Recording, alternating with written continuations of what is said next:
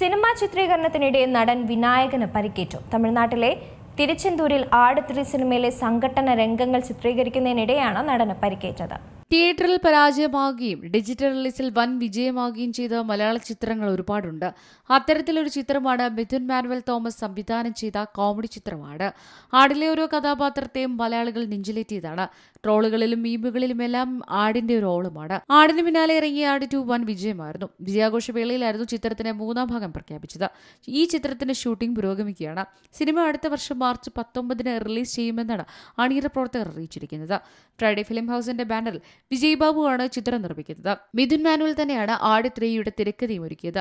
Saju Kurup, Sunny vein, Vinayakan, Vijay Babu തുടങ്ങിയവരാണ് സിനിമയിലെ മറ്റ് പ്രധാന അഭിനേതാക്കൾ. ഇപ്പോഴത്തെ ചിത്രത്തിന്റെ ചിത്രീകരണത്തിനിടെ നടൻ വിനായകന് പരിക്കേറ്റു.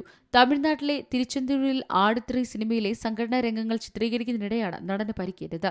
ചിത്രീകരണത്തിനിടെ ശാരീരിക അസ്വസ്ഥതകൾ അനുഭവപ്പെട്ടതോടെ സ്വകാര്യ ആശുപത്രിയിൽ ചികിത്സ തേടുകയായിരുന്നു. തുടർന്ന് സ്കാനിങ്ങിന് വിധേയമാക്കിയപ്പോഴാണ് പേശികളിൽ പരിക്കുണ്ടെന്ന് വ്യക്തമായത്. ഇതോടെ വിനായകന് 6 ആഴ്ചത്തെ വിശ്രമം ഡോക്ടർമാർ നിർദ്ദേശിച്ചിട്ടുണ്ട്. കൊച്ചിയിലെ സ്വകാര്യ ആശുപത്രിയിൽ ചികിത്സയിലാണ് വിനായകൻ ഇപ്പോൾ. News desk C Malayalam news.